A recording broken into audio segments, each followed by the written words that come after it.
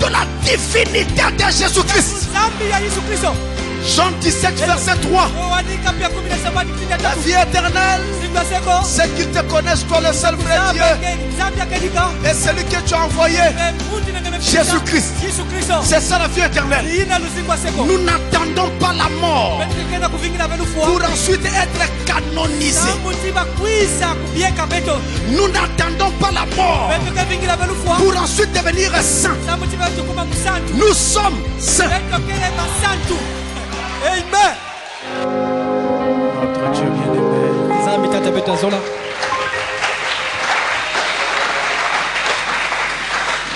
Nous rendons grâce pour le privilège d'être encore rassemblés maintenant. Et sous ton sang versé, nous nous plaçons simplement, Père, pour te recommander toutes tes choses et prier, Seigneur, que tu bénisses la réunion et nos âmes en écoutant ta parole.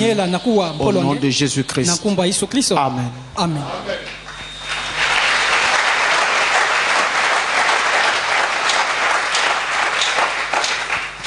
Je vous salue tous au nom du Seigneur Jésus-Christ. Je voudrais que les frères qui sont à l'écran là-bas m'affichent la prédication. Apocalypse chapitre 4, première partie. Le paragraphe 15. Apocalypse chapitre 4, première partie, le paragraphe 15. Je voudrais commencer par cela parce que nous sommes en début d'année et je pense que ça pourrait vraiment aider sur le chemin. Apocalypse chapitre 4, première partie, paragraphe 15. C'est le 31-12-1960. En fait, je voudrais lire cela, mais je voudrais également que vous puissiez voir vous-même ce que notre prophète a dit, et ça va aider. Alors, voici ce qui est dit. C'est Frère Branham qui parle. Je le dis parce que nous sommes en début d'année. Maintenant, je vais encore dire ceci avant de commencer.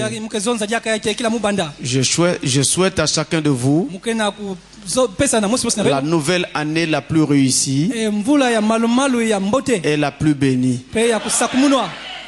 Et la meilleure santé que je puisse vous souhaiter. Que Dieu soit avec vous. Puissiez-vous croître à la fois physiquement, spirituellement, financièrement et matériellement. Amen. Tout ce que Dieu peut vous apporter, je prie qu'il le fasse. Amen. Amen.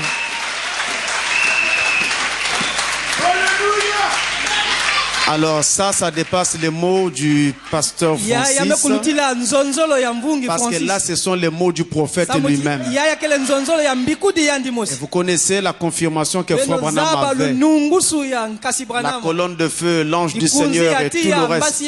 S'il a dit ceci et que quelqu'un le croit, il faut qu'il vive un miracle. Amen. Si quelqu'un a peur de croire cela, il ne verra rien. Mais celui qui le croit, il doit vivre un miracle. Amen. Ça vient du prophète. Dieu n'abandonne jamais les paroles de ses prophètes. Et je tiens aussi à dire que, remarquez qu'il ne parle pas seulement de la bénédiction spirituelle, ce qui est très bien, nous allons au ciel, mais il parle aussi de la bénédiction financière, matérielle. Tout ça c'est important. Et les aigles disent Amen. Moi aussi je crois cela de tout mon cœur. Je le crois. Et nous allons voir la gloire de Dieu. Alors j'ai reçu des vœux de nouvel an de presque partout dans le monde. veux que vous m'envoyez, vous, que vous me souhaitiez, et que d'autres au travers du monde aussi me souhaitaient. Vous connaissez vous-même comment ça se passe. Et chacun a écrit un mot, des mots qui sont parfois allés très droit dans mon cœur. Je bénis le Seigneur pour cela.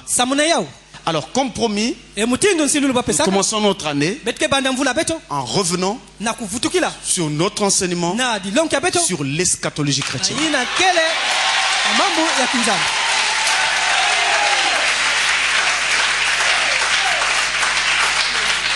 On avait commencé, on s'était arrêté, nous allons poursuivre. Les questions que vous avez posées sur mariage et divorce, j'ai fait un tas, j'ai tout gardé. Dès que j'ai encore un peu de temps, l'occasion, je viens et je continue avec ces questions. Pour le moment, eschatologie chrétienne. Nous allons nous lever pour lire la parole de Dieu. Et nous appelons encore le Seigneur et moment dans la prière. Dieu, notre salut. Nous venons à toi sous le sang versé de l'agneau. Prions maintenant, Seigneur, que tu nous écartes du chemin afin de prendre le contrôle de toutes choses toi-même. Toi, le maître de la moisson. Conduis cet enseignement à présent. Et bénis les âmes qui vont recevoir au nom de Jésus-Christ. Amen. Nous allons dans 2 Timothée chapitre 3, le verset 1. 2 Timothée chapitre 3, verset 1. Le verset 1, et après nous prendrons pour le thème d'aujourd'hui Ecclésiaste chapitre 7, le verset 1 également. Commençons par lire 2 Timothée 3, verset 1. Au nom du Seigneur. Sache que dans les derniers jours, il y aura des temps difficiles. Amen. Amen. Nous ouvrons dans Ecclésiaste 7, le verset 1. Et là nous lisons: une bonne réputation vaut mieux que le bon parfum, et le jour de la mort que le jour de la naissance. Amen. Que Dieu bénisse sa parole. Vous vous asseoir. Merci. Nous sommes dans l'eschatologie chrétienne donc. Nous avons déjà étudié 3 parties dans notre leçon. La première partie, c'était la présentation, où nous présentions de façon globale ce que c'est que l'eschatologie chrétienne. Ensuite, nous avons parlé de la parousie, qui n'est rien d'autre que la venue du Seigneur, le retour de Jésus-Christ sur la terre. Et la troisième partie, dans la troisième partie, nous avons parlé de la venue de l'Antichrist. Aujourd'hui, conformément au chapitre 7 de Ecclésiaste que nous avons lu, nous allons parler de la destinée de l'homme. Ça fait partie des points eschatologiques. La destinée de l'homme. Mais avant d'entrer dans cette destinée de l'homme, je voudrais faire un rappel pour permettre à chacun de se replonger parfaitement dans cet enseignement sur l'eschatologie. Le terme déjà est assez compliqué. Eschatologie, c'est pas des termes qu'on entend tous les jours. Alors il est important que nous puissions revenir un instant et positionner tout le monde. Eh bien, nous disions quand nous avons commencé cet enseignement que la Bible nous parle du passé, du présent et du futur. La Bible nous parle de ces 3 temps: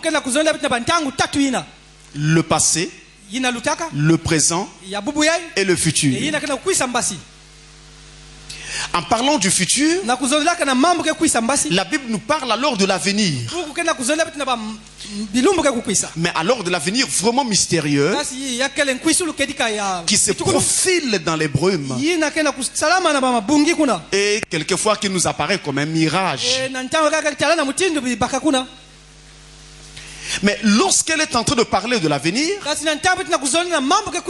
la Bible là nous projette dans la prophétie. Parce que la prophétie parle des choses à venir. Et la prophétie biblique, elle nous conduit à sonder l'avenir le plus lointain. En tout cas, y compris dans le domaine qui est plein de mystères, des dernières catastrophes qui doivent frapper la terre et de tous les jugements de Dieu qui vont donc préluder à la création d'un nouveau ciel et d'une nouvelle terre. Et lorsque la Bible nous projette dans cet avenir mystérieux, et lorsqu'elle nous parle des dernières catastrophes qui vont arriver sur la terre, alors nous rentrons là dans le domaine de l'eschatologie. Et nous disions que le mot eschatologie peut être cassé en deux. Je l'écris ici: E-S-C-H-A-T-O-L-O-G-I. Donc on peut le diviser en deux. Vous avez d'abord ici eschatos, qui veut tout simplement dire dernier. Et enfin, là, vous avez le mot logos, que tout le monde connaît très bien, qui signifie discours, qui signifie connaissance, qui signifie science. Et donc, enseignant notre mot eschatologie en deux, nous avons eschatos qui nous donne dernier, et logos qui nous donne discours ou science. Donc par définition, l'eschatologie, c'est la science des événements derniers. C'est donc une connaissance puisée dans la parole qui nous projette dans les événements derniers. C'est aussi la doctrine de la fin des temps. La doctrine qui parle des événements derniers. La doctrine qui parle des choses qui vont arriver au temps de la fin. Tout ce qui doit arriver à la fin. Et c'est aussi, on va le dire, puisque nous parlons de catastrophe, c'est une prophétie apocalyptique. On utilise ce terme-là parce que cette prophétie-là parle en général des choses négatives, des catastrophes qui vont arriver, des dangers qui vont frapper la terre. Et on dit aussi que c'est une prophétie prédictive. Juste une insistance pour parler du fait qu'elle nous dévoile les choses à venir. Et nous allons voir cela parce que nous y sommes. Et voilà donc l'eschatologie. Et j'étais en train de dire que là nous avons un mot, un gros mot. Mais Frère Branham a déjà utilisé des mots pareils en enseignant. Le prophète a prêché sur la démonologie. Vous entendez? Vous allez fouiller ce mot dans la Bible, il n'existe pas. Mais ce dont parle ce mot, la Bible en parle. La démonologie, c'est l'étude sur les démons. Mais la Bible en parle. La Bible parle des démons partout. Donc ce n'est pas le mot qui compte. Ce qui compte, c'est ce qu'on met derrière le mot. Si on le trouve dans la Bible ou pas. Alors à présent, nous pouvons maintenant entrer dans notre destinée de l'homme. Et pour ce faire, je m'en vais inviter un homme qui en a vraiment fait l'expérience et qui peut nous parler parler aisément de la destinée de l'homme. C'est Job. Alors nous allons dans Job chapitre 14. Le verset 1. Je vais prendre ce passage à l'écran avec vous. Alors, une fois affiché, vous le gardez à l'écran un petit moment. Regardez ce passage. Je le lis avec vous. Il nous est dit, l'homme né de la femme, sa vie est courte, sans cesse agité. Ça paraît un petit passage simple de rien du tout, mais est pourtant très profond, et dans lequel Dieu a tout dit sur l'homme. L'homme né de la femme, sa vie est courte, sans cesse agité. Dans ce passage-là, il y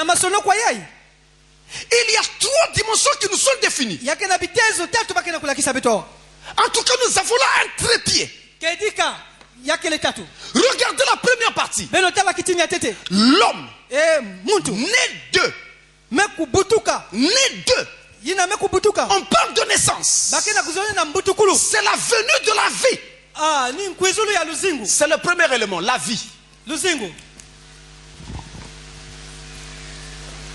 Et cet élément-là est l'un des éléments qui caractérise l'homme. La vie. L'homme né d'eux. Il vient au monde. Il vit. C'est le premier élément, la vie. Et la Bible continue. Sa vie est courte, sans cesse agitée. Vous voyez, quand on parle de courte, on établit une limitation dans le temps. Donc ça introduit la notion du temps. Et même lorsqu'on parle de la vie agitée, c'est ce que nous vivons tous les jours. Des maladies, des problèmes, des difficultés de tout genre jalonnent la vie de l'homme depuis son commencement jusqu'à sa fin. Mais remarquez déjà que quand on parle d'agitation, ça introduit une notion d'oscillation. Il y a des hauts et des bas dans la vie. Il y a des temps de joie, des temps de pleurs, des temps de joie, des temps de malheur. Et donc, qui parle d'oscillation parle de périodicité et donc de temps. C'est le deuxième paramètre. Le temps. C'est rattaché à l'homme. Vous ne pouvez pas être un être humain et vous exempter du temps. Ce n'est pas possible. Nous sommes conditionnés par le temps. Et la Bible ajoute, sa vie est courte. En d'autres termes, Dieu a bel et bien établi une limite à votre vie. Vous naissez un jour. Vous avez là une date de naissance. Mais inévitablement, vous allez mourir un jour.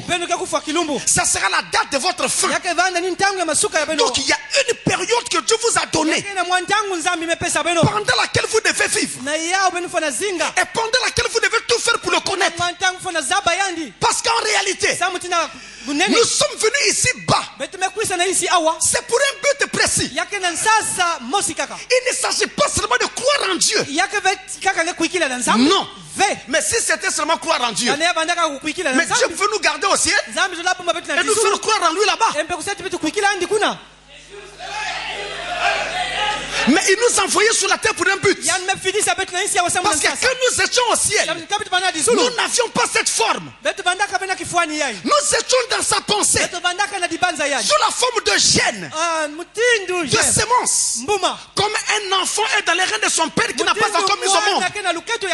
Mais l'enfant est déjà là. Le jour qu'il naîtra, on ne dira pas qu'il vient d'arriver. Il était déjà dans les reins de son père. Mais quand il était dans les reins de son père ne pouvait pas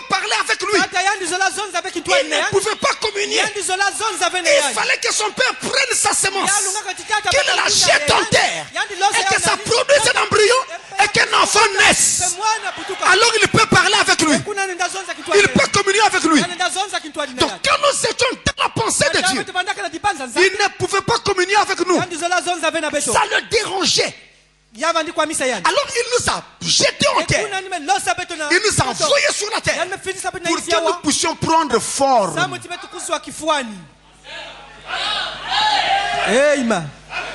La forme que vous avez là, c'est la forme que vous aurez au ciel.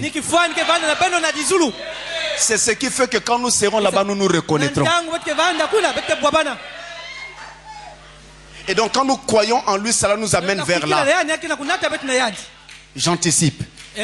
Alors Dieu a limité notre vie. Nous commençons, nous terminons, c'est la mort. Troisième notion, la mort. Le destin de l'homme, ou plutôt la destinée de l'homme, c'est-à-dire le destin particulier de l'être humain, se résume en ces trois points-là.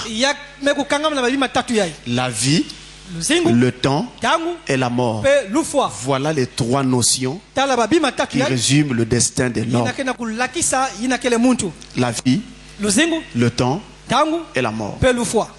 Ces trois mots sont les trois colonnes maîtresses du problème humain. On va encore dire, c'est le trépied sur lequel repose toute la philosophie de l'homme. On pourra même encore aller jusqu'à dire que ce sont les trois mots magiques qui font frémir tous les hommes. Personne ne peut y échapper. Je prends un exemple simple. Vous pouvez être dans un moment de joie, mais arrive un instant, la pensée de la mort vous traverse. Vous êtes effrayé. Après vous balayez et vous continuez vos réjouissances. Mais vous avez d'abord été effrayé. Aucun homme ne veut mourir. Voilà les trois mots qui résument la destinée de l'homme. Le destin particulier de l'homme. Alors, en ce qui concerne la vie, eh bien, dans la Bible, nous avons différents degrés et qualités de vie. Ce n'est pas pareil. C'est toujours la vie, mais à des degrés différents. Vous avez la vie par exemple de l'animal, vous avez la vie de l'homme, mais vous avez aussi par exemple la vie de l'insecte. Ce n'est pas la même chose. Et d'ailleurs même les chairs, à quelques degrés près, sont différentes. Ainsi c'est important que nous puissions sonder un moment cela. Regardez ce qu'il en est. Alors je vous cite ce passage-ci. C'est Genèse 1, versets 26 à 27. Genèse 1, versets 26 et 27. C'est un passage que la plupart d'entre nous connaissons. Alors je le cite en passant. Puis Dieu dit, faisons l'homme à notre image, selon notre ressemblance. N'est-ce pas? Puis il créa l'homme à son image et à sa ressemblance. Il créa l'homme. Donc dans Genèse 1, 26 à 27, l'homme. Mais cet homme est à son image à lui et à sa ressemblance. Dans Genèse 2, le verset 7, là il est dit, Dieu forma l'homme de la poussière de la terre, naturellement afin qu'il puisse cultiver le sol. Donc, ici dans Genèse 2, Dieu forma l'homme. Alors que dans Genèse 1, Dieu créa l'homme. L'homme de Genèse 1. L'homme créé était créé à l'image de Dieu. Dieu étant esprit. Si cet homme était fait à son image, cet homme-là était aussi un homme esprit. Donc le premier Adam créé était un Adam esprit. Dans Genèse 2, Dieu forma l'homme. Et le but de la formation de l'homme, c'était pour qu'il gouverne la terre, dirige les animaux. Et pour cela, il fallait que Dieu lui donne l'image de ce qu'il devait gouverner. Il le fit de la poussière de la terre pour qu'il gouverne la terre. Il le fait à l'image des animaux pour qu'il dirige les animaux. L'homme cher, celui-ci, n'est pas à l'image de Dieu. Il est à l'image des animaux. Prenez l'ours. S'il se lève et se redresse, eh bien, il suffit qu'on change sa tête. On peut croire que c'est un humain. Et regardez la chair de l'homme et la chair de l'animal. Vous voyez le genre de chair. En tout cas, à quelle différence près, on est presque pareil. Dieu a fait l'être chair à l'image des animaux. Mais, malgré qu'il a fait cela, il a quand même établi des degrés de vie différents. Parlons par exemple du corps. Du corps de l'homme. En fait, l'homme est un être vraiment complexe. À partir de son corps, Dieu lui a donné une vie qu'on appelle la vie biologique. Au moment où il crée Adam, il a fait en sorte qu'il puisse avoir de la vie, afin qu'il puisse vivre comme un être. Et qu'est-ce qui se passe? Regardez, le corps de l'homme. Ici je parle du corps, hein? Nous sommes au niveau du corps. En hébreu, le corps de l'homme, c'est Bassar. B A accent circonflexe, S A accent circonflexe, R. Ça c'est en hébreu. C'est le corps de l'homme. C'est comme ça qu'on l'appelle. Bassar. Mais dans le Nouveau Testament, lorsque l'on parle, parce que l'Ancien Testament est écrit en hébreu, le Nouveau Testament en grec, c'est pourquoi de temps en temps nous nous référons à ces deux langues-là. En ce qui concerne le grec, pour parler du corps de l'homme, vous l'avez certainement déjà entendu à l'école, dans vos sciences. En grec, on dit, parler du corps, le soma. S-O-M-A, comme vous l'entendez. Mais il y a un autre mot également. S-A-R-X. Sarx. Ces deux mots-là parlent du corps de l'homme. Donc quand Dieu crée Adam chair, il crée un bassar. Il le place là, un corps. Et ce corps était inanimé. Ce corps n'était pas mort. Parce que s'il était mort, il devait pourrir. Il vivait déjà. Mais il n'était inanimé, il n'avait pas la capacité de mouvement. Il lui manquait quelque chose qui donne le mouvement. Et c'est ce que Dieu va maintenant lui donner. Et il lui donne cela. Quand il met cette chose dans Adam, la Bible dit qu'Adam devient une âme vivante. Et les Hébreux l'appellent la nefesh. Donc les Hébreux l'appellent N-E-P-H-E-S-H.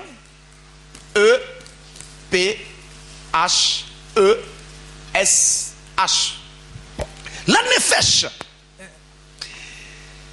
Et donc dans le Nouveau Testament, plutôt dans l'Ancien Testament, quand on parle de cette âme, on parle de la nefesh. Mais dans le Nouveau Testament, écrit en grec, quand on parle de cette là. On utilise un autre mot. Ça c'est en grec. P S U C H E. Psyché. Psyché. P S U C H E. Ça c'est en grec. Alors en hébreu on dit nefesh.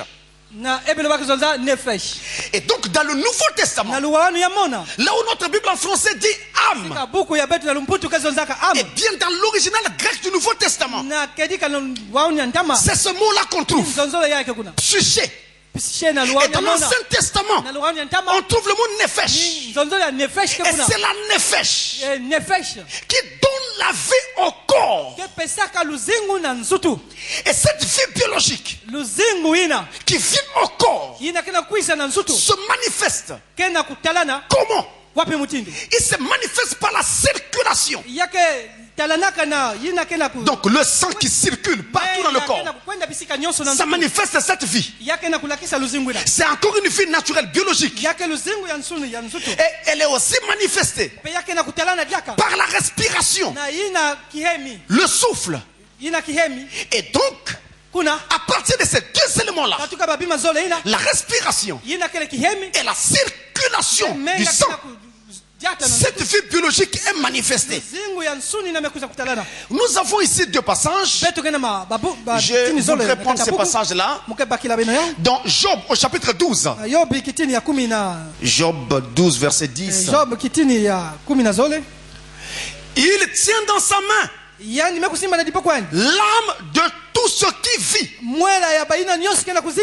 le souffle de toute chair d'homme, le souffle de toute chair d'homme. Votre souffle, c'est votre âme. Et Dieu tient cela dans sa main. C'est la nefesh en hébreu. C'est le psyché en grec. Et Dieu tient cela dans sa main. Et la Bible avance dans Lévitique chapitre 17, le verset 11 et même le verset 14 aussi. Lévitique chapitre 17. Alors il est dit ici, écoutez bien, c'est un passage assez difficile, surtout pour ceux qui connaissent bien le message. Mais pourtant il est vrai, c'est biblique, c'est la Bible. La Bible dit, car l'âme de la chair, entendez par chair le corps, car l'âme de la chair est dans le sang. Je vous l'ai donné sur l'autel afin qu'il servît d'expiation pour vos âmes. Car c'est par l'âme que le sang fait l'expiation. Il dit la même chose. Car l'âme de toute chair, c'est son sang. C'est là qu'il a placé la vie. La vie biologique est dans votre circulation. Eh bien, si on vous coupe une veine et qu'on laisse couler le sang sans arrêt, vous allez mourir. Si on vous bloque le nez et la bouche et que vous n'arrivez plus à tirer le souffle, donc à respirer, vous allez mourir. La vie biologique est définie par ces deux-là. Et la nefesh, ou l'âme, c'est le principe vital. Et lorsque la nefesh quitte le corps, à ce moment-là, la mort s'installe. Et la Bible résume cela comme ceci. Somme chapitre 39, le verset 6. Apprenons tous au travers de ceci. Et ayons tous de l'intelligence. J'espère que ceux qui sont sous le hangar me suivent. Apprenons tous. Écoutez bien. Somme 39 verset 6. Voici, tu as donné à mes jours la largeur de la main. Donc mes jours ne sont pas assez nombreux. Et ma vie est comme un rien devant toi. Oui, tout homme debout n'est qu'un souffle. Tout homme n'est qu'un souffle. Si Dieu retire ce souffle-là, tu expires sur place. Voilà pourquoi l'orgueil ne doit pas être dans la vie d'un chrétien. Tu peux porter un habit qui coûte très cher. Ça n'ajoute rien. Tu n'es qu'un souffle. Tu peux avoir un grand poste dans le monde. Ça ne veut rien dire. Tu n'es qu'un souffle. Le riche meurt. Le pauvre meurt. C'est la condition de tout homme. Apprenons et soyons intelligents. Quand vous voyez quelqu'un, essayez de vous raconter n'importe quoi pour montrer qu'il faut plus que vous. Humiliez-vous simplement et éloignez-vous, parce qu'il ne sait pas que ces jours sont comptés. Il n'est qu'un souffle. Il ne veut absolument rien dire. Nous devons l'apprendre. Aujourd'hui tu es en bonne santé, mais tu ne peux pas garantir demain. Ce qui arrivera demain, tu ne sais pas. Et quand la maladie vient, elle n'annonce pas qu'elle viendra. Et la mort ne se fait pas inviter non plus. Elle vient sans invitation. Et quand elle arrive, elle ne frappe même pas la porte. Elle entre directement. Apprenons-le. C'est pourquoi peu importe ce que vous poursuivez dans la vie, n'oubliez pas que la plus grande chose qui soit sur la terre, c'est de connaître le Seigneur Jésus-Christ. Amen. Et de le recevoir dans son cœur. C'est la plus grande chose qui soit. Et peu importe ce que Dieu vous a donné, pas de fierté. Humilité.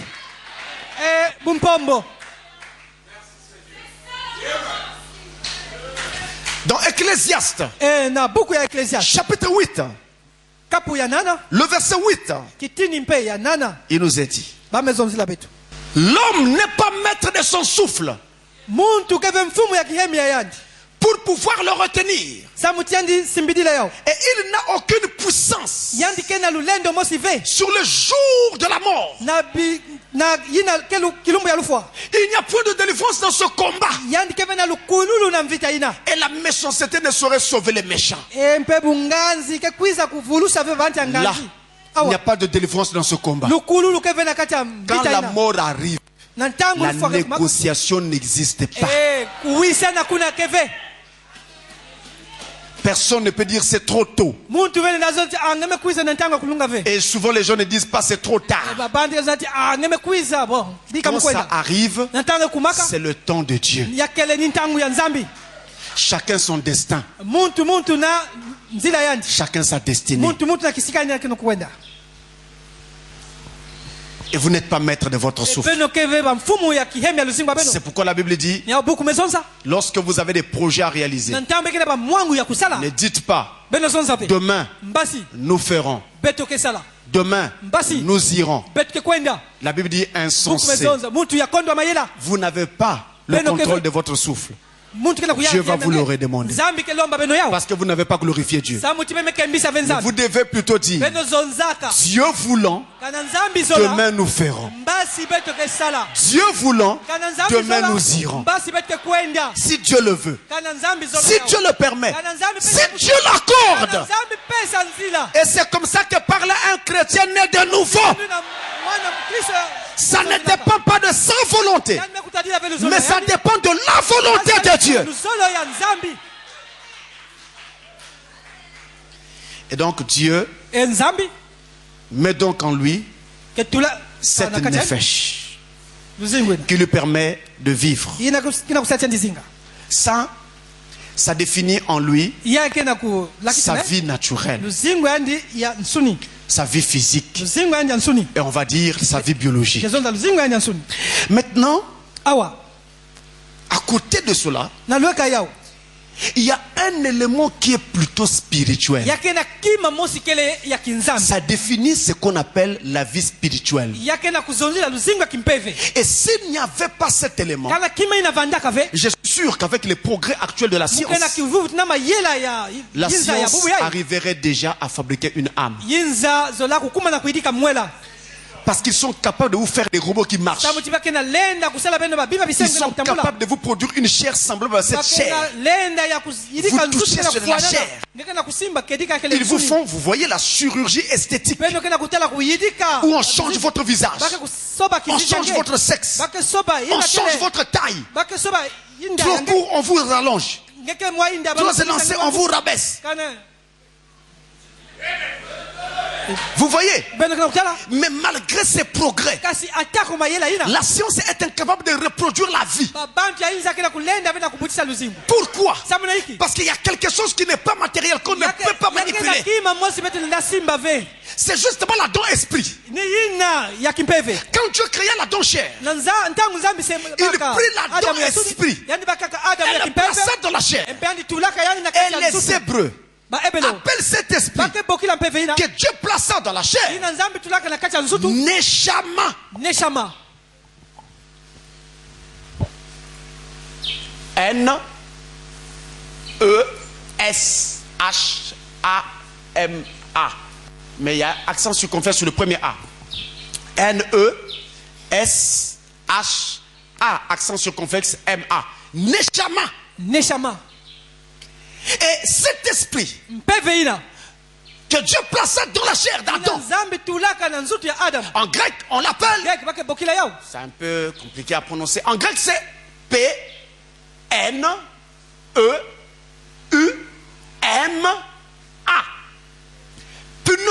Pneuma. C'est comme ça qu'on l'appelle en grec. Et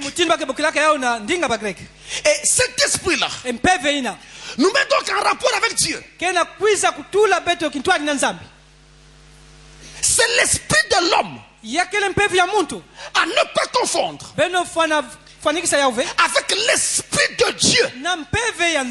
L'esprit de Dieu, en hébreu il l'appelle R-U-A-E-H. Roi. C'est comme ça qu'il appelle en hébreu. Roi, c'est l'esprit de Dieu. Neshama, c'est l'esprit de l'homme. Là, nous sommes en hébreu. Et c'est ça la particularité de l'homme.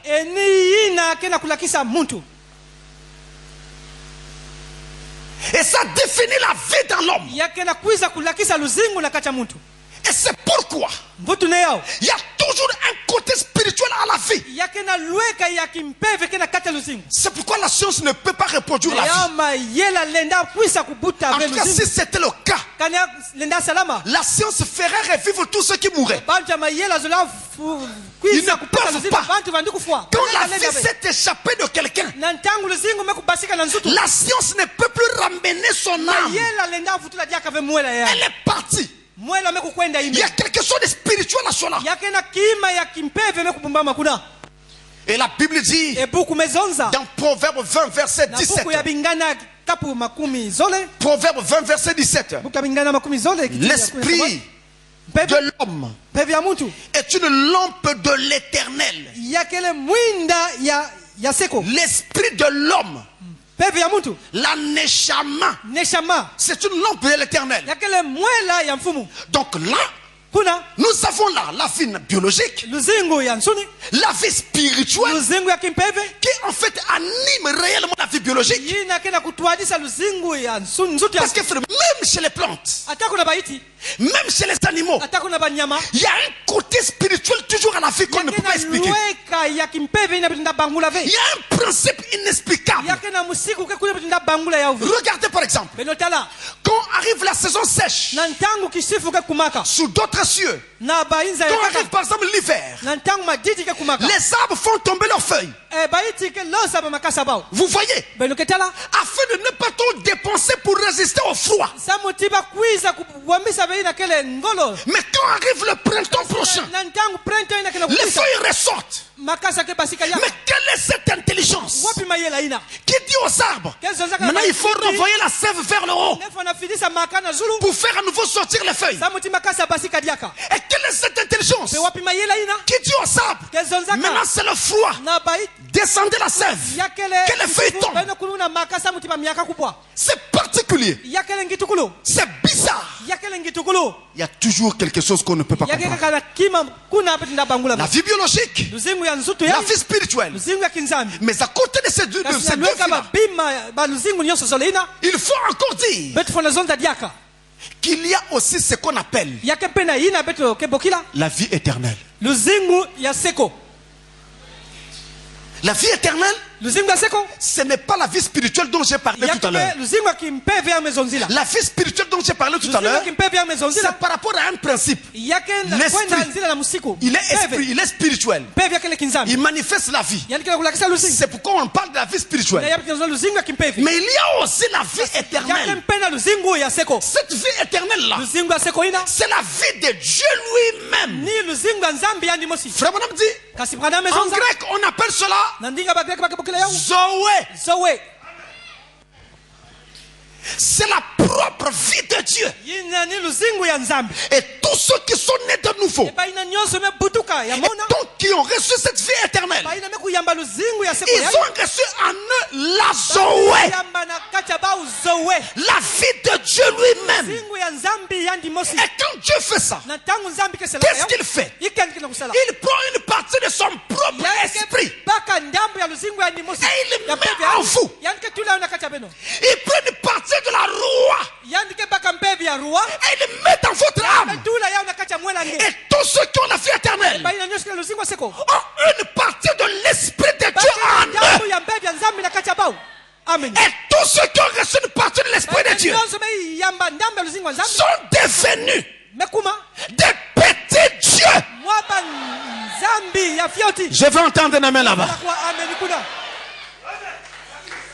Les choses ont changé. Vous êtes maintenant des petits dieux. Vous pouvez regarder le diable en face et l'affronter.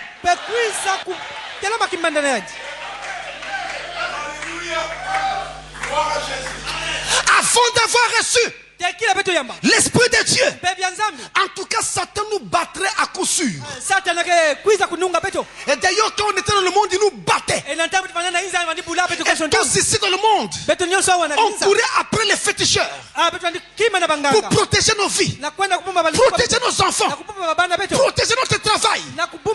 Mais depuis que nous avons reçu Jésus, les choses ont changé. Amen. La puissance que Satan possède, la puissance que Satan possède, c'est Dieu qui le lui a fait donner. Mais quand Satan est tombé, il est tombé avec cette puissance.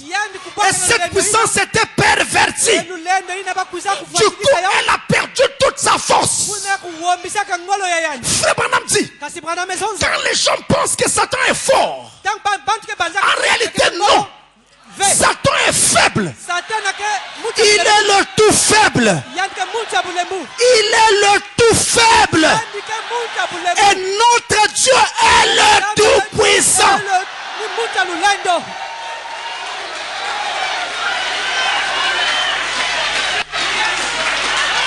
Amen. Le prophète ne s'arrête pas là. Il dit, tous ceux qui ont reçu Dieu en eux ont reçu en eux le Tout-Puissant. Et ils deviennent à leur tour des Tout-Puissants. Amen. Alors il ajoute, quand le Tout-Puissant est un Tout-Puissant de la terre se rencontre, il faut qu'il y ait création. Oh Seigneur, il y a longtemps que nous entendons ces choses. Maintenant c'est le temps de les prendre et de vivre cela. Là où tu es, tu as le pouvoir de parler et la chose arrive. Amen. Ce n'est pas un discours en l'air. C'est la parole révélée. Amen. La force en moi, ce n'est pas moi-même. La force en moi, c'est le Dieu du ciel en moi. Et quand je vais quelque part, j'affronte un démon. Ce n'est pas moi. C'est lui au travers de moi. C'est lui au travers de toi. C'est lui au travers de toi. C'est lui au travers de toi.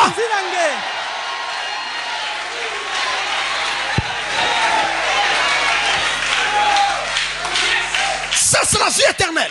Et la vie éternelle, c'est le baptême du Saint-Esprit.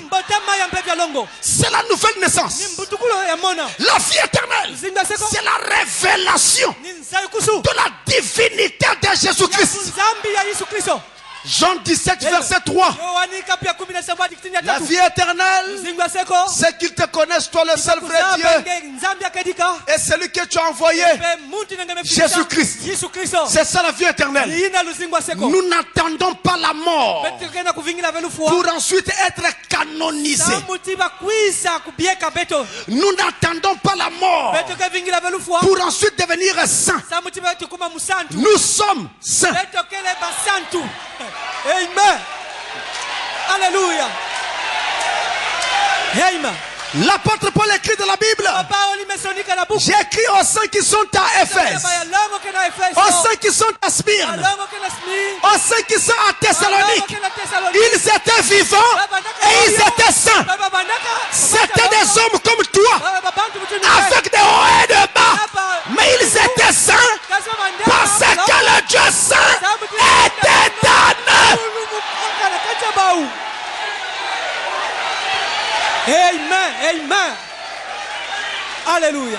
Est-ce que quelqu'un dit amen? Si vous croyez que vous êtes saint, le diable fuit. Amen. Quand le péché viendra, la parole reviendra. Pour te dire, mais tu as dit que tu étais saint. Alors laisse ça. Ça c'est pas pour les saints. Écarte-toi. Ce n'est pas pour les saints. Va de l'enfant. Amen. Amen. Alléluia. Ça c'est la vie éternelle. Ainsi nous sommes ici dans cette vie terrestre. Mais beaucoup d'entre nous ont déjà reçu la vie éternelle. Amen. La vie d'en haut. Donc même si tout s'éteignait maintenant, il n'y aura pas de problème. Comme disait Frère Branham, on lui avait dit, Frère Branham, est-ce que tu as déjà ton assurance? Il dit oui. Ah bon? Tu l'as eu de quelle compagnie? Il dit de la compagnie d'en haut, de Jésus-Christ. Ah bon? C'est quelle assurance ça?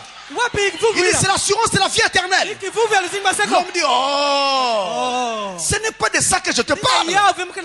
Quand tu vas mourir, est-ce que c'est lui qui va payer ta place au cimetière?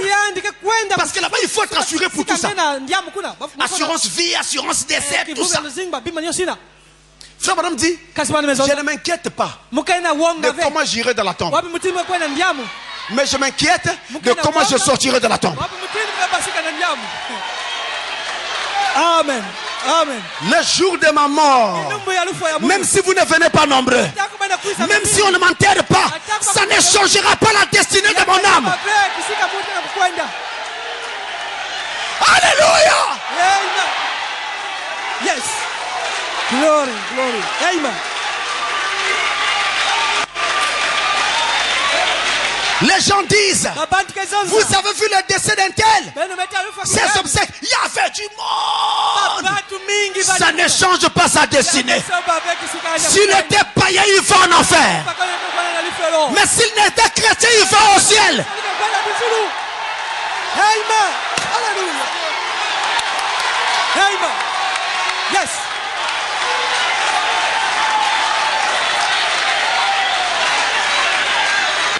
Et nous savons où nous allons.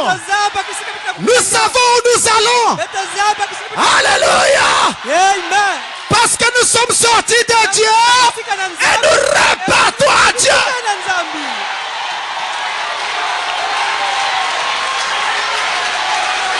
Amen. Amen. C'est ça la différence, mes frères.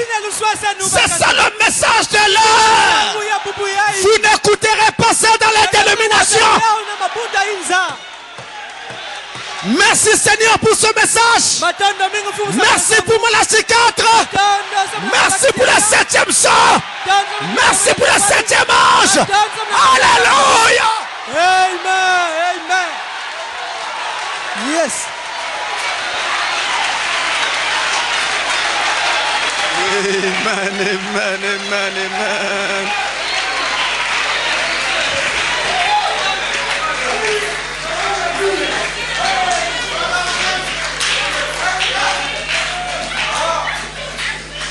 Donc, la vie naturelle que nous avons maintenant, elle est confinée dans le temps.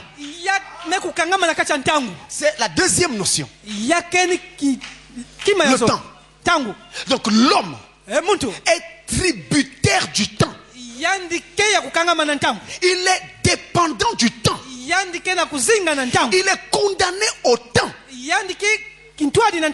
Et le temps rythme sa vie sur la terre. Depuis sa naissance jusqu'à sa mort. Et le temps impose à l'homme des limitations. Il ne peut pas aller plus loin parce que c'est limité. Les jours de 24 heures, les semaines de 7 jours, des mois de 30, 31 jours. Donc, parfois il veut faire quelque chose en allant plus loin, mais le temps l'empêche. Il y a des limitations. Bon, on continuera demain. Bon, on verra. Mais en fait ça dérange quelque part. Et l'homme subit également les entraves du temps, mais aussi sa servitude. Et il y a une fin des temps pour l'homme, individuellement parlant, et pour l'homme en général. Chaque individu sur la terre a sa propre fin de temps. Quand sa mort arrive, c'est sa fin de temps. Son temps est terminé. Maintenant, il quitte la terre et il s'en va. Il s'en va par le chemin de toute la terre. Il va très loin parce que son temps est terminé. Et il y a aussi une fin de temps pour l'homme en général. C'est-à-dire la fin du monde. La fin de toutes les choses prévues par les Écritures. Ne vous en faites pas, nous étudions également ça dans l'eschatologie. Donc ça aussi, c'est en général, là ça va concerner toute la terre. C'est-à-dire qu'il y a un délai fixé par Dieu où tout doit s'arrêter pour que l'éternité prenne place. Ça c'est la fin du temps de l'homme en général, pour tout le monde. Mais pour chaque individu, c'est quand la mort arrive. C'est la fin du temps. Et pour ceux qui resteront vivants, au moment où l'enlèvement aura lieu, leur fin du temps arrivera à l'instant où ils vont quitter la terre pour partir. Leur fin de temps arrivera là. C'est ça la destinée de chaque humain. Et chacun a un destin particulier. Je connais le jour de ta mort, tout comme il connaissait le jour de ta naissance. Demandez les médecins. Les médecins peuvent vous donner l'âge d'une grossesse. Grossesse de 6 mois. Grossesse de 7 mois, de 8 mois, de 9 mois. Mais les médecins ne peuvent pas vous dire avec exactitude le jour, l'heure et la minute de la naissance. Ce n'est pas possible. Alors l'hôpital, il y a beaucoup de cas qui déjouent les pronostics. Il y a des erreurs médicales où l'on pense que l'enfant naîtra tel jour. L'enfant naît avant. Dieu s'est réservé cela. C'est lui le maître de la vie. Lui seul doit décider quand tu dois venir. Mais quand Dieu a fait décider que toi tu viennes, eh bien je peux vous dire que ce jour était le bon. C'était le meilleur. Pourquoi? Parce que tu es ici. Amen. Il y en a qui disent, pasteur, je ne comprends pas. J'explique, j'ouvre. C'est comme le moment où toi tu naissais. Et c'est ce qui se passe quand chaque bébé naît. Dès qu'il sort, un esprit doit entrer en lui. Et c'est cet esprit-là qui déterminera la nature de cet enfant et donc sa prédestination. Si vous êtes arrivé jusqu'ici à croire ce message, c'est que le jour que vous êtes né, l'esprit qui était rentré était de Dieu.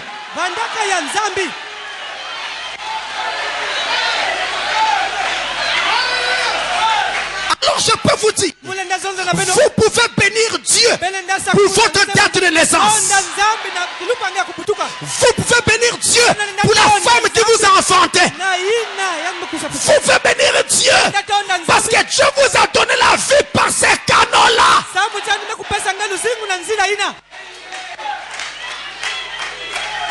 Même si dans ta famille c'est plein de sorcellerie, mais Dieu a voulu faire un témoignage. Il t'a fait naître là, mais toi tu n'es pas sorcier. Pendant que les autres sont sorciers, c'est la sémence de Dieu en toi. La sorcellerie ne peut pas marcher avec un chrétien. Un chrétien sorcier, ça n'existe pas.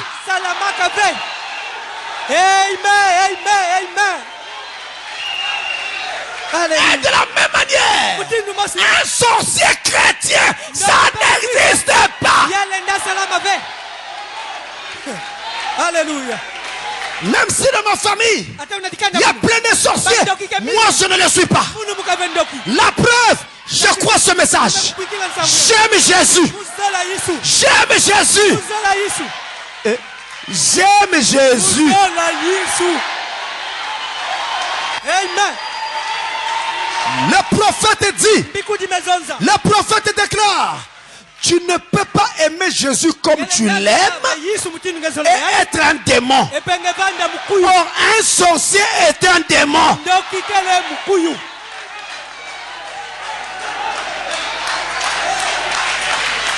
Et il est possible que dans ta vie, on ait placé des esprits et tu deviens comme une antenne ou un masque. Quand les vrais sorciers veulent travailler, ils passent par toi. Et quand on les voit là où ils vont, c'est toi qu'on voit. Eh bien mes frères, ça c'est possible. Mais maintenant que tu as cru ce message, ça doit s'arrêter. Amen. Et maintenant que vous dites amen à ceci, alors sous l'onction du Saint-Esprit et sous un mandat divin, je dis, la nourriture de nuit doit sortir. Les femmes de nuit doivent sortir. Les maris de nuit dehors.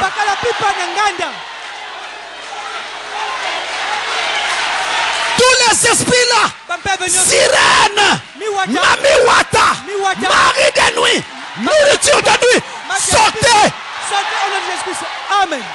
Sortez au nom de Jésus. Amen.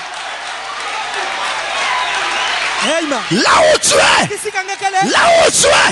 en disant seulement amen, tu vas sortir la liberté. Amen. Jésus avait dit, vous entendez la vérité et la vérité vous affranchira.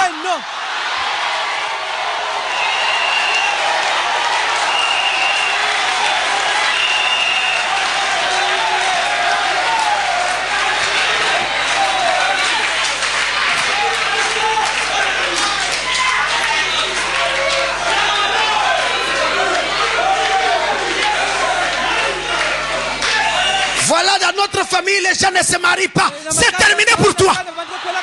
Tu dois te marier. Dans notre famille, il y a un esprit de célibat. Ce n'est pas le cas pour les enfants de Dieu. C'est ça le message de l'heure.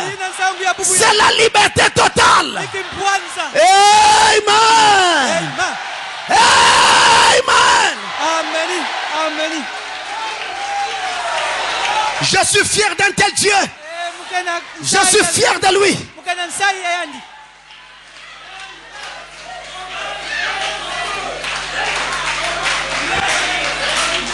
Il y a une fin de temps alors. Pour toutes choses. Et le temps, il est certes, il est vraiment irréversible. En tout cas, quand il est passé, il est passé. Il est comme un fleuve qui jamais ne remonte vers sa source. Le temps dans lequel nous vivons, c'est comme un fil invisible qui solidarise pour tous les êtres humains que nous sommes, hier, aujourd'hui et demain. Ainsi, nous avons le même hier. Chacun peut dire hier, j'avais. Nous avons le même aujourd'hui. Aujourd'hui, j'ai eu. N'est-ce pas? Et il y a un demain pour chacun. Il y a un futur. Vous voyez, c'est ça que Dieu a fait. Le temps. Et la Bible d'ajouter, aujourd'hui, si vous entendez sa voix, n'endurcissez pas votre cœur. Pourquoi? Parce que le temps est une donnée insaisissable. Vous ne pouvez pas mettre le temps dans votre poche et dire je te bloque, tu dois rester là et moi-même je venais te dire qu'on continue. C'est impossible. Ce qui revient à dire que le seul temps qui soit vraiment en nous, eh bien c'est le présent. C'est maintenant. Et chaque instant présent doit être vécu positivement pour la gloire de Jésus. C'est le seul temps qui vous appartient. Aujourd'hui, si vous entendez sa voix, n'endurcissez pas vos cœurs. Ensuite vient la mort. La mort, c'est le troisième pilier de ce trépied, qui donc définit le problème humain. Et la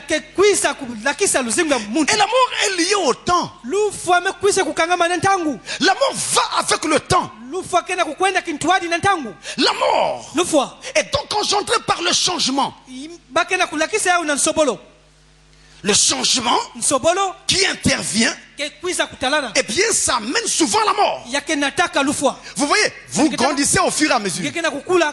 C'est des changements. Hier vous étiez bébé, après vous devenez un adolescent, un adulte, après un vieux, ainsi de suite. C'est des changements qui se produisent, mais ça mène vers la mort.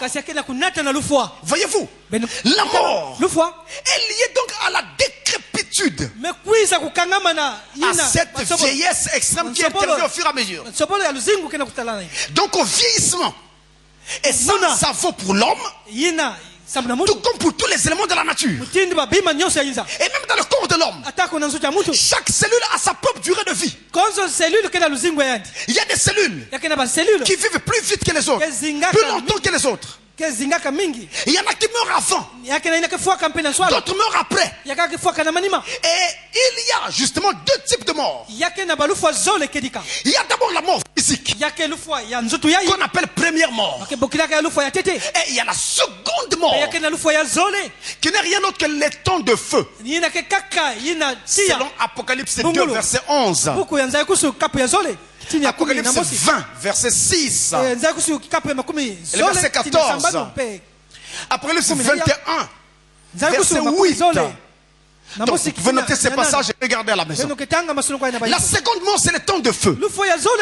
Et la première mort, eh bien, c'est donc la mort physique. Maintenant, cette mort physique-là, quand elle intervient, il y a séparation du corps et de l'âme. Le corps, eh bien, est séparé de l'âme. Le bassar est séparé de la nefesh. Et à ce moment-là intervient la mort. Et quand cette mort intervient, par séparation de l'âme et du corps, Toutes les cellules ne meurent pas en ce moment-là.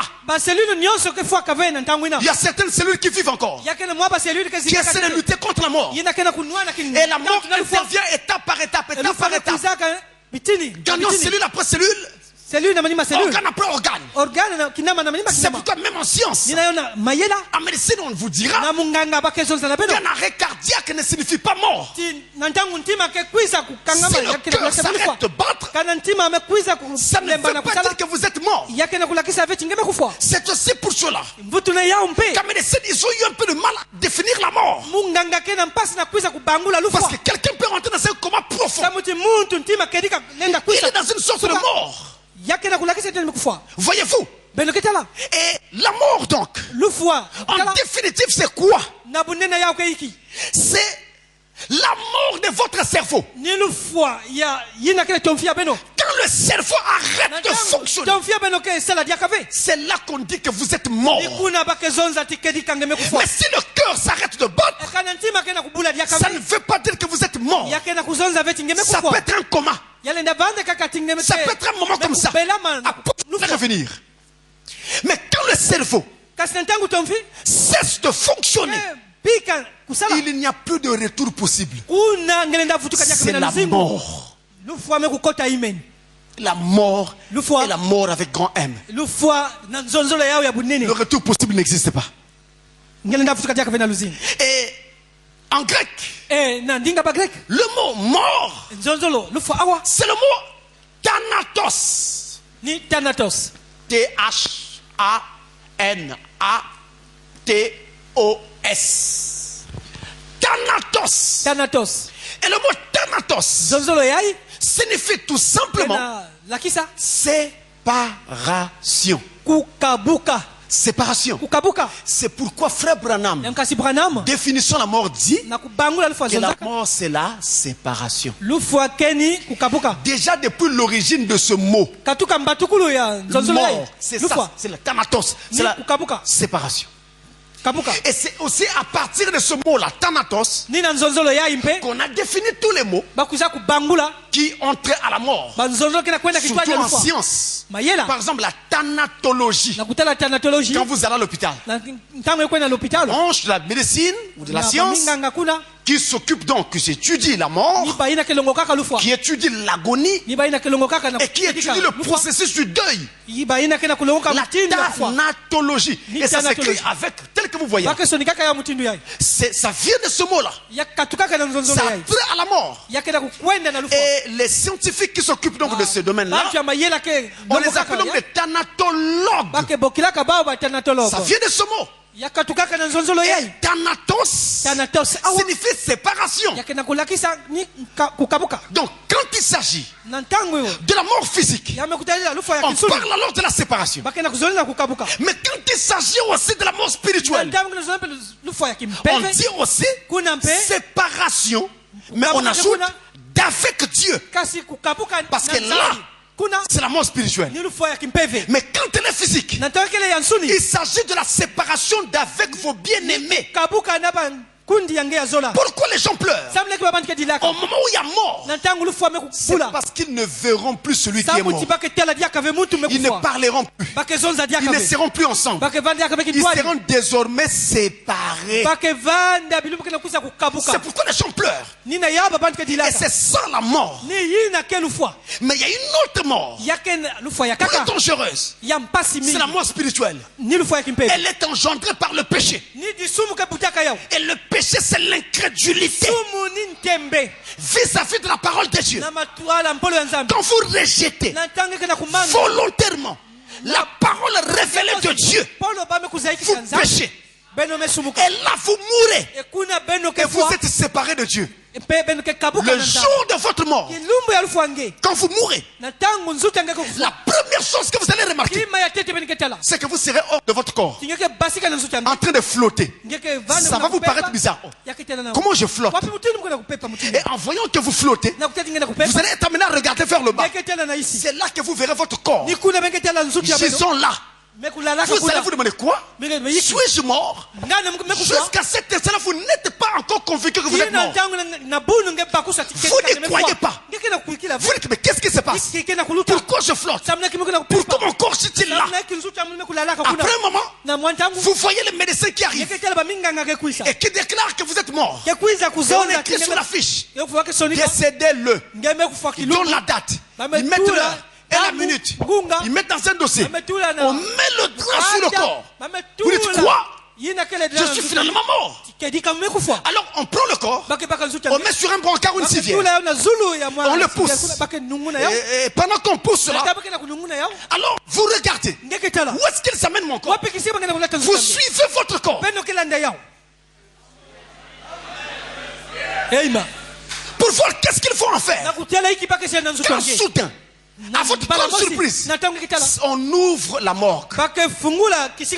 On tire un tiroir. On prend ce corps, on dépose là. Et vous voyez tous les autres tiroirs qui sont là, plein de cadavres. Vous comprenez alors que vous êtes mort. Alors maintenant vous commencez à penser à vos bien-aimés, tous ceux qui vous sont chers. Quel est l'effet que ça leur fait? Au moment où vous pensez à eux, vous les voyez là en train de pleurer. Vous avez pitié d'eux. Vous voulez même venir les toucher pour leur dire ça va, c'est pas grave.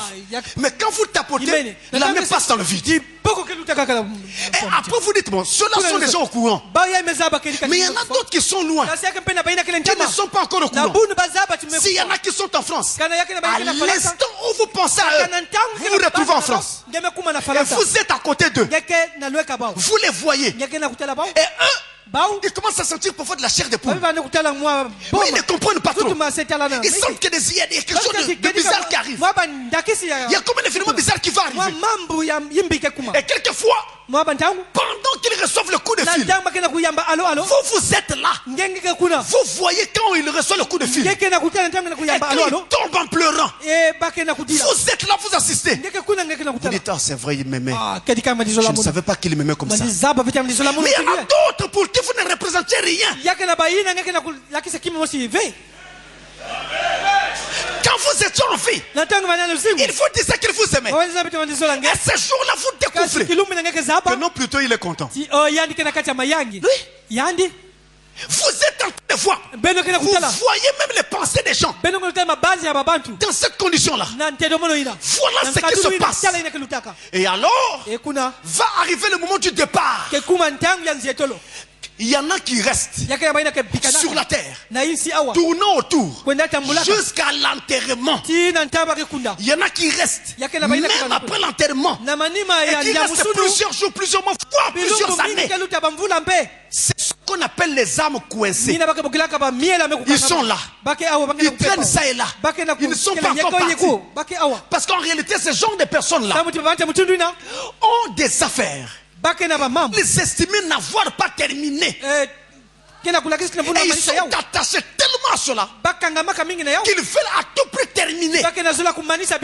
Mais il y en a d'autres qui doivent partir tout de suite. Peu importe le moment. Quand arrive ce moment-là, alors vous voyez un tunnel qui s'ouvre à vous. Et il s'ouvre un peu au-dessus de votre tête. Donc il est en oblique. Il est dans le sens, il est oblique. Et il est un peu en dessous de votre tête comme ça.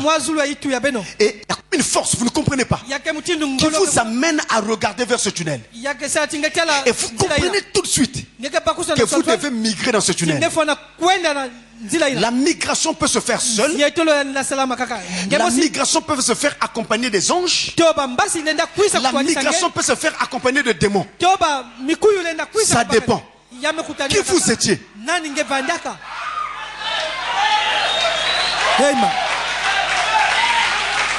Et quand le moment de migrer arrive, si c'est les anges qui sont là, ils nous font juste un signe de la tête. Et quand ils ont fait le signe de la tête, c'est le moment de partir. Vous ne comprenez pas ce qui se passe. Une puissance vous envahit. Et vous montez. Vous rentrez dans le tunnel. Vous flottez dans le tunnel. Et si vous n'avez pas reçu d'anges ou des démons au départ, ça se passera à la fin. Vous rentrez dans le tunnel.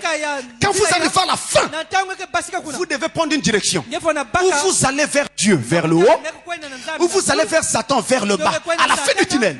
Et c'est là, si vous n'avez pas vu d'anges ou de démons au départ, que tout va se jouer.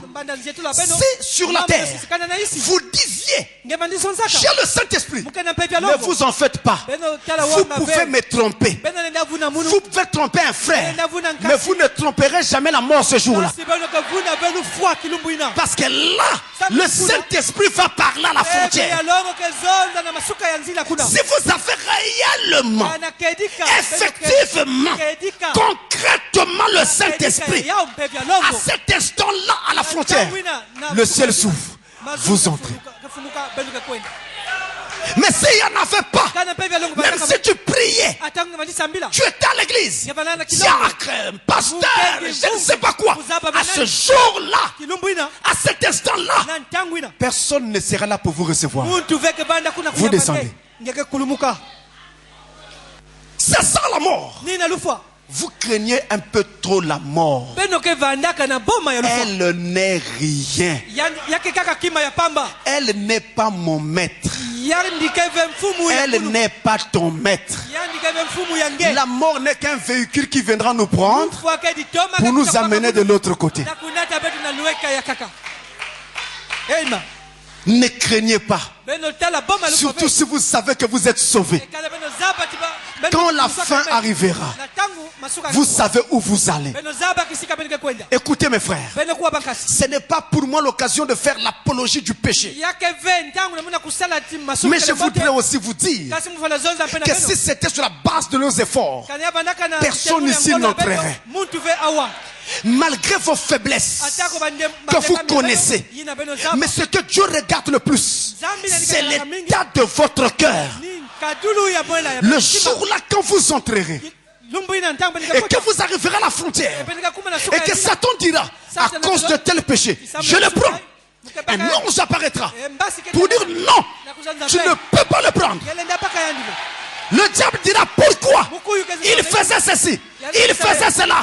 Et Dieu dira non, il m'a donné sa vie avant toutes choses.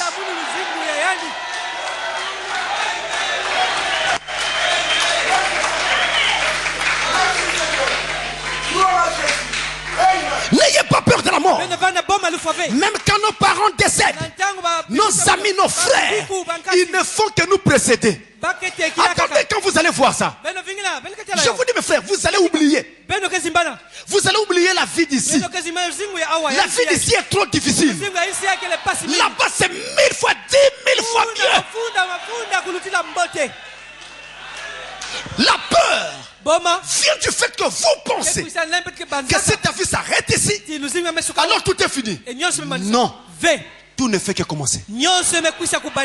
Tout n'est pas fini. La mort n'est pas la fin. La mort c'est le début. C'est le commencement. Et vous les verrez venir vous recevoir. Vous voyez ce témoignage que nous recevons. Des gens parfois que nous n'avons jamais vus. Mais ce jour-là, ils diront, pasteur, si tu n'étais pas venu, nous ne serions pas ici. Quelqu'un qui vous dit qu'il dort avec ses prédications, il se réveille avec. Imaginez combien il est absorbé. Combien il est absorbé. Et je suis convaincu que nous le verrons un de ces jours. Mes frères, croyez-moi et ne vous laissez plus ébranler. Si Dieu permettait que je vive 100 ans, que son nom soit béni. Mais si Dieu permettait que je ne vive que 6 mois, que son nom soit aussi béni. Peu importe la durée, ça n'a pas d'importance. Ce qui est important, c'est que je le rencontre lui. Et je crois que je le verrai. Je crois aussi que vous le verrez. Mais si je ne le croyais pas, pourquoi vous prêchez? Je le crois, mes frères. Vous le verrez. Nous le verrons. Mais avant de terminer, je voudrais vous dire un mystère. Je voudrais vous dire un mystère. Et je le prends dans l'apôtre Paul. 1 Corinthiens, chapitre 15, le verset 51 à 55. Je vais terminer. L'apôtre Paul va nous dire. 1 Corinthiens 15, 51 à 55. Écoutez, c'est tellement fort.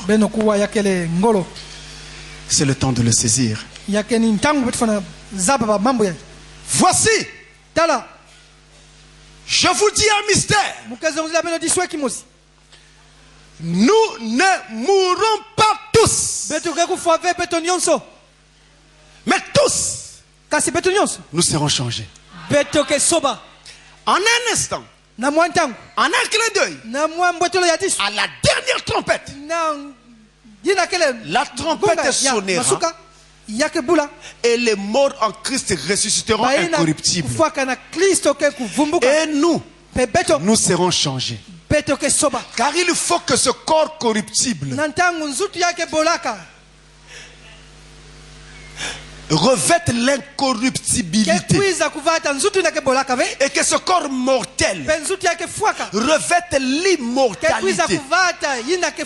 Lorsque ce corps corruptible aura revêtu l'incorruptibilité et que ce corps mortel aura revêtu l'immortalité, alors s'accomplira la parole qui est écrite. La mort a été engloutie dans la victoire. Oh mort, où est ta victoire? Oh mort,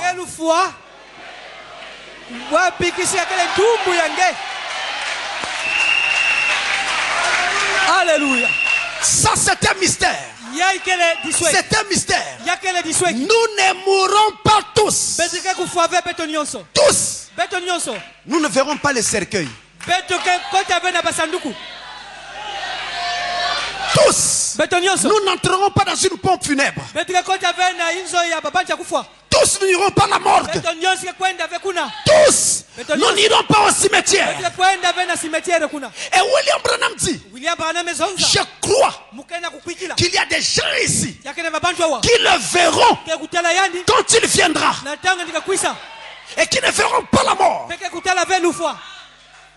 Il y a des gens ici dans ce tabernacle qui ne mourront pas. Amen. Mais ils seront enlevés vivants.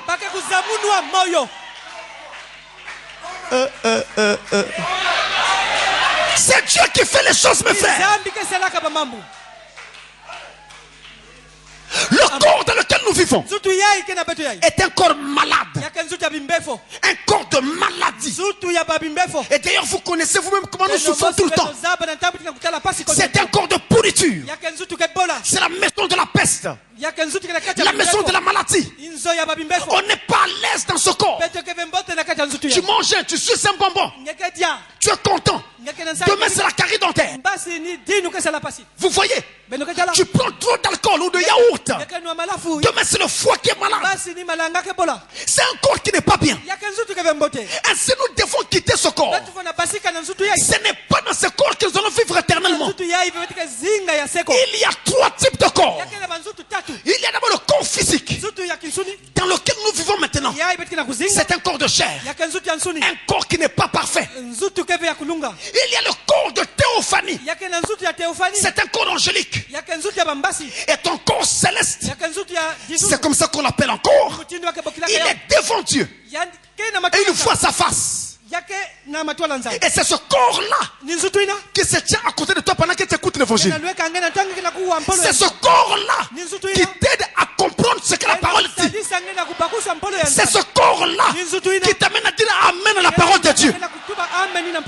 Et ce corps-là est juste à côté de toi pendant que je parle. Et d'ailleurs, il y en a même qui sentent des sensations pendant que je parle. Il crée toutes ces choses-là. C'est un corps angélique. Mais il y a un autre corps. Le corps de gloire. Le corps glorifié. Qui est un corps de chair. Mais qui n'est pas né par le péché. Qui est venu par la parole parlée de Dieu. Et c'est dans ce corps-là que nous vivons éternellement. Et quand la Bible dit que tous nous ne mourrons pas, c'est vrai. Il y en a qui passeront par la tombe. Mais d'autres non. Ils seront en vie quand Jésus reviendra. Et c'est tellement proche maintenant. C'est quoi déjà? Combien de temps? Combien d'années il reste là? Pour que tu meurs si vite, combien d'années il reste? Vous voyez combien d'années il reste? Il n'y a plus rien. Vous voyez, 2015, on est si proche. On est si proche là. C'est terminé. Jésus doit arriver. Il est déjà en route. Amen. Et donc vous ne verrez pas la mort. Et quand ce jour-là arrivera, tu reviendras de culte. Tu sors. Après avoir chanté, prié, en route vers la maison, tu es en train de marcher, pensant à ce que la parole a dit. Soudain, quelqu'un apparaît à tes côtés. Il marche à côté de toi. Et le temps de regarder, tu vois un homme avec un visage qui brille. Et tu le reconnais. Mais ça c'est le frère. Ça c'est le frère Intel qui était mort. Le temps de finir ta phrase, il disparaît. Et toi aussi tu changes à cet instant-là. Amen. Tu changes à cet instant-là. Alléluia. Amen. Tu rentres dans la théophanie. Et cette théophanie rentre dans le corps glorifié. Et le voyage commence. Amen. Alléluia. Ce voyage-là ne sera pas un envol. On ne va pas s'envoler. Nous allons marcher. Nous rentrerons au ciel en marchant. Comme Enoch. Vous allez mettre un pas. Vous voyez que ça ne touche plus la terre. Vous mettez le suivant, c'est encore plus haut. Vous mettez les autres, c'est encore plus haut. Et vous regardez, la terre est en train de rester. C'est le départ. C'est le départ. C'est le départ. En ce moment-là, pendant que vous partez, vous êtes enveloppé de lumière. De la tête aux pieds. Même tes doigts là, tout là, c'est la lumière. Si tu fais ça, c'est la lumière qui bat. Tout sera lumière. Parce qu'en fait, nous sommes lumière. Nous sommes venus ici pour un peu de temps seulement. Maintenant, nous sommes en train de repartir. Voilà la révélation. C'est ça la destinée de l'homme, mais aussi la destinée de l'épouse.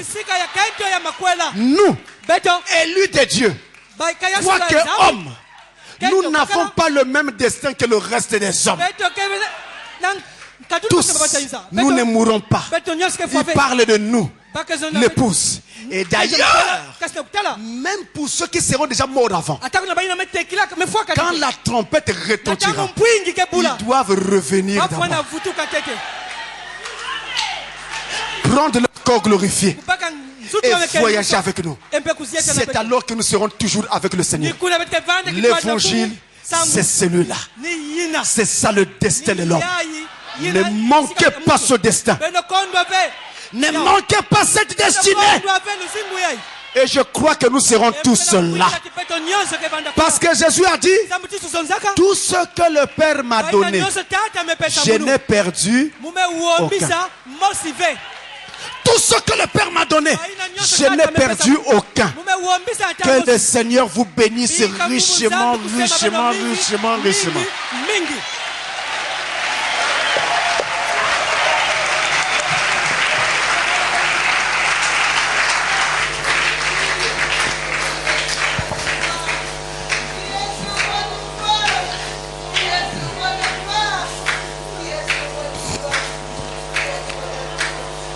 Je regarde au loin, au-delà du Jourdain,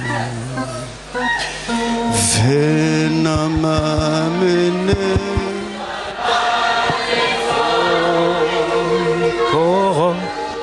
une cohorte d'anges qui vient après moi, venant m'emmener à la maison. Oh, descend, Jésus descend, touche. Oh, venant m'amener à la Seigneur descend, descend.